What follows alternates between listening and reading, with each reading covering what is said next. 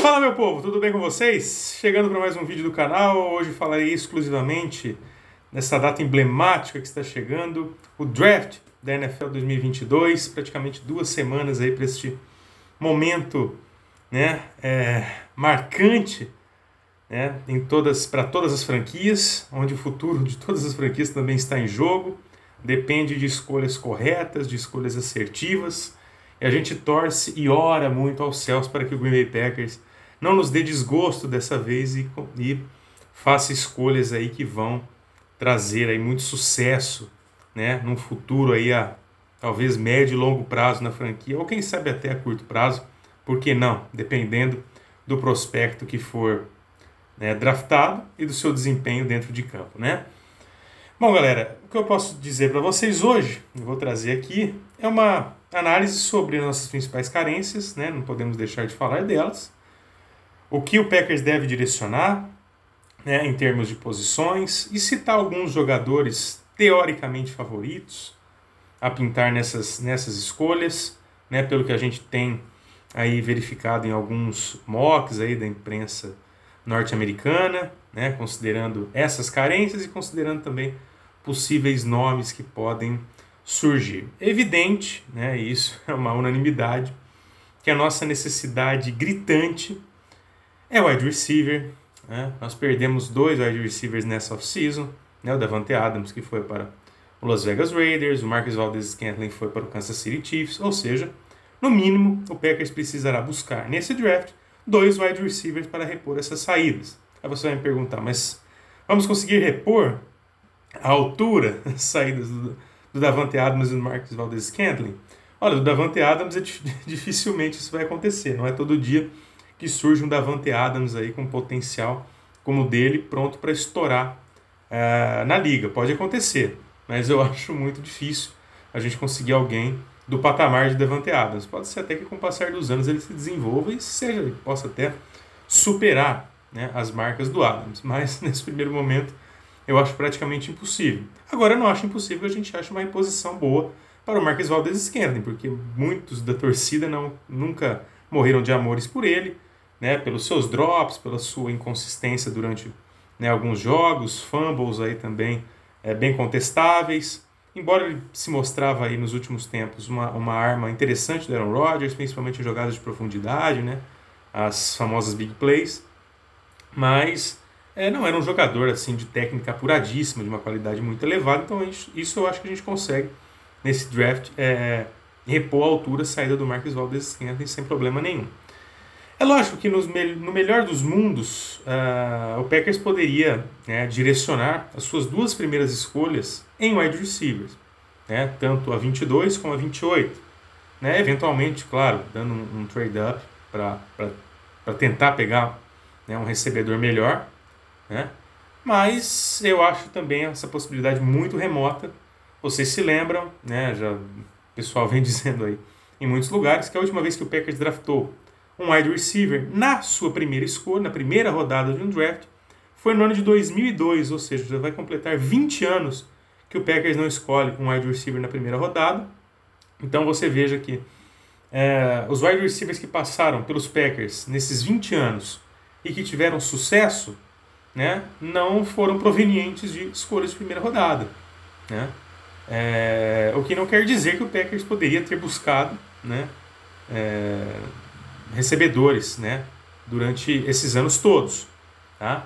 Mas a gente sabe que também tiveram outras classes muito mais profundas, muito mais qualificadas de wide receivers, como por exemplo no ano de 2020, e nem preciso falar que o Packers foi lá e buscou o Jordan Love, enquanto outros recebedores estavam ali dando sopa naquela primeira rodada. Então isso realmente a gente nunca vai esquecer, foi uma frustração enorme, porque para mim aquela foi a melhor classe de recebedores até então, nos últimos anos. Embora a atual tenha os seus prospectos de muita qualidade também, mas não considero que seja tão profunda quanto aquela de 2020. Mas voltando, não acredito que o Packers vai direcionar já suas 2 primeiras escolhas em primeira rodada para o wide receiver. Se direcionar uma delas, já vamos colocar a mão para o céu, porque não é hábito dos Packers, como eu falei, draftar wide receivers logo de cara. Só que a necessidade é gigantesca. A necessidade é gigantesca e existem outras franquias que vão precisar também de jogadores para essa posição, que vão estar à nossa frente no draft, e deixar para uma escolha numa eventual segunda rodada ou até terceira pode ser um risco da gente não pegar um prospecto que tenha, né, aquela qualidade, aquela desenvoltura, né, esperada, né, em relação a outros que a gente eventualmente venha projetar que saiam, né, antes da hora, que poderiam vir numa primeira rodada para a gente. Então, o mínimo que se espera do Green Bay Packers é que um wide receiver venha nessa primeira rodada, seja na 22 ou seja na 28, embora o ideal é que venha na 22. Você vai falar, mas pegar um na primeira rodada e outro na terceira, seria interessante também. Eu acho que vão ter bons nomes ainda sobrando numa terceira rodada, lá no caso da nossa escolha 59. Então, muitos mocks apontam isso, né? O Packers buscando um wide receiver na 22 e depois um outro na 59, ambos de boa qualidade. Então, eu não acho que teria problema nenhum. Agora, se deixar passar de terceira rodada, alguma coisa assim, ou pegar um na primeira e depois outro na quarta, já aí na quarta já realmente a classe já vai ter se esgotado praticamente, tá? Então, quanto à maior necessidade, então, o wide receiver está mais do que escancarado, precisamos dessa reposição, e acho que o ideal é que nas 3 primeiras rodadas do draft, o Packers venha a escolher pelo menos 2 wide receivers, tá certo? Mas, na minha concepção, no meu mundo ideal, o wide receiver vindo na 22 seria o mais interessante. Ou até subindo algumas posições aí numa eventual troca com outra franquia. Possíveis nomes. Eu assisti alguns vídeos desses prospectos, né? O pessoal que tem montado os mocks tem variado muito nesses possíveis nomes. Mas eu não vou nem falar muito aqui do Garrett Wilson, por exemplo, nem do Jameson Williams, que acho que vão sair bem antes da nossa escolha. Então eu não consigo nem imaginar eles, né, sendo draftados pelos Packers, salvo uma grande reviravolta. Então o que eu posso falar rapidamente, só em termos de nomes, para não me alongar muito, né? Drake London aparece em alguns mocks, tá? É um jogador que tem boa estatura, se destacou demais, né, pela USC. George Pickens, atual campeão, inclusive, do college, por Georgia. Podemos aí buscar um outro prospecto vindo de Georgia na primeira rodada. Assim como ano passado pegamos o Eric Stokes, vindo de Georgia. E agora pegar o George Pickens, que é um cara também muito, muito explosivo, muito dinâmico. Você vê algumas jogadas dele, recepções absurdas. Realmente seria um ótimo nome, mas que pode até aparecer numa possível, provável, segunda ou terceira rodada ainda. Acho que não seria um cara para sair desesperadamente buscando ele numa primeira rodada, visto que tem outros prospectos interessantes por aí. Talvez o meu queridinho, pelo que eu vi, seria o Treylon Burks, de Arkansas. Me agradou demais. Não é um jogador muito alto, mas tem uma envergadura muito boa. É um cara que em jogadas em profundidade vai muito bem, tem um arranque muito bom, quebra muitos tackles, é difícil de pará-lo. Esse eu acho que é um cara que vai certamente sair na primeira rodada, se a gente der bobeira a gente pode perdê-lo, tá? Seria um outro excelente nome. Jahan Dotson, de Penn State, seria um nome interessante também, talvez para aparecer numa segunda rodada. Claro, não podemos deixar de falar de Chris Olave, né, que é o cara que vem sendo mais apontado aí, nos diversos mocks que a gente vê por aí. Isso me deixa com o pé atrás, porque quando um cara é muito apontado como possível escolha dos Packers, o Packers vai lá e escolhe outro cara completamente diferente. Então nem me iludo muito com essa possibilidade do Chris Olave aparecer, mas caso apareça será uma excelente escolha também. Outros nomes interessantes, Sky Moore, Christian Watson, né, de North Dakota State, né, um garoto também com talento incrível, mas que também acho que tem um potencial para sair ainda numa segunda ou talvez numa terceira rodada, tá? Então, galera, o que eu posso dizer para vocês é que opções existem, tá? Faltou falar também do próprio Jalen Tolbert, que esses aí são jogadores que podem surgir numa terceira rodada com tranquilidade. O Alec Pierce, de Cincinnati, né? Romeo Doubs, Calvin Austin, enfim. Opções a gente tem, mas como disse, para a gente ter um draft consistente, a gente precisa buscar pelo menos 2 wide receivers nas 3 primeiras rodadas. E possibilidades, para isso a gente tem bastante, tanto em termos de quantidade quanto em termos de qualidade, mas não podemos deixar passar, né, essas oportunidades. Tirando isso, galera, outras carências que a gente pode destacar são edge rusher. A gente precisa de um edge rusher para repor, né, a saída do Zedarius Smith, né? Acredito também que essa não é uma classe também muito profunda, de grandes nomes, então o Packers vai ter que direcionar com certa agilidade essa posição. Talvez se buscar um wide receiver na 22, na 28 já seria interessante se buscar um edge rusher, tá? Ou na pior das hipóteses numa segunda rodada, tá? Porque a gente precisa desse cara para fazer uma composição interessante ali com o Preston Smith, com o Rashan Gary, né? Fortalecer o nosso pass rush. E ali a gente tem também, né, nomes que podem aparecer, tirando os principais que certamente sairão nas primeiras rodadas, porque outras equipes têm como carências, como o Detroit Lions, enfim. Mas a gente vê como o Boy Mafe, né, de Minnesota, o David Ojabo, de Michigan, Drake Jackson, de USC, Cameron Thomas, de San Diego State, o Kingsley Enagbare, estou até lendo aqui porque alguns nomes são meio complicados, né? São possibilidades aí do Packers buscar numa eventual, né, segunda rodada. Acho que além disso já seria um pouco, né, arriscado a gente ficar sem alguém de mais qualidade, aí, de maior talento nessa posição. Além disso, a gente precisa reforçar também o nosso interior da linha ofensiva, né? Perdemos o Billy Turner, né? E a gente não sabe ainda em que condições, né, o David Bakhtiari vai voltar para essa temporada. Ele voltou, mas não voltou num grande momento físico, nem técnico, deixou a desejar. Então, a gente vai precisar também, né, de jogadores para essa posição. E também temos uma classe interessante até nessa área, tá? Nessa unidade. Acho que o Packers vai precisar destinar pelo menos 2 a 3 escolhas, tá? Porque o Packers historicamente gosta muito de draftar jogadores para a linha ofensiva, sempre gostou de ter uma linha ofensiva forte. Então essa é uma grande característica dos Packers nas últimas temporadas, uma linha ofensiva forte, que traga proteção para o quarterback, né? Enfim. Então a gente tem alguns nomes aqui que eu separei. O Tyler Linderbaum, né? O center de Iowa, né? Tem números interessantes também aqui, tá? Lógico, estou falando desses nomes de jogadores, não vou nem ficar especificando eles, senão o vídeo vai ficar muito extenso, mas vocês vão encontrar facilmente aí vídeos aí, informações sobre esses prospectos na internet, tá? Kenyon Green, de Texas A&M, também é um jogador que está sendo apontado até em alguns mocks aí para os Packers. Luke Fortner, de Kentucky. Quem mais que eu anotei aqui para vocês? São esses nomes aqui basicamente.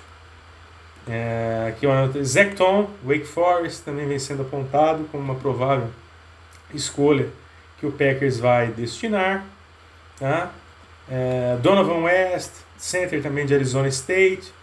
Enfim, só para citar alguns nomes aí dessa posição.